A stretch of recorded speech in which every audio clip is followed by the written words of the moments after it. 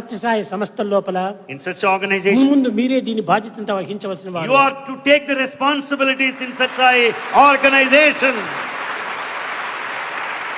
ఈనాడు జరిపేటువంటి వారందరూ కూడాను కొంతవరకు వయసు అయి ఉంటుంది, కొన్ని శ్రమలకు వచ్చి ఉంటారు, అనేక బంధంలో ఉంటారు.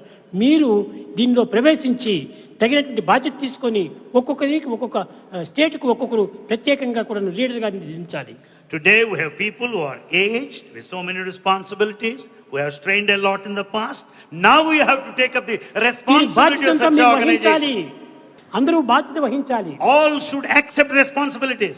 ఈ పవర్స్ మీరు సంపాదించుకోవాలి. You should have these powers. ఈ స్థానంలో మీరు ప్రవేశించాలి. And you should take the spiritual power. అయితే ఒక్కటి మాత్రం పెడుతున్నారు. But one is very important. Politics connection లేకుండా చూసుకోవాలి. You should not have connection with politics.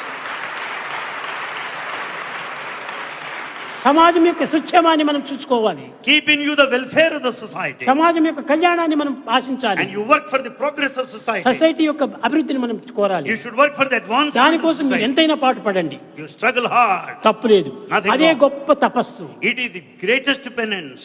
అంతకంటే మించి పెనెంట్ లేదు. Nothing beyond. కనుక మీరు ఈ బాధ్యతను తీసుకోవడానికి తగినటువంటి ఒక నమ్మకమైన జీవితాన్ని జరిపించుకోవాలి. Have a faithful life in order to be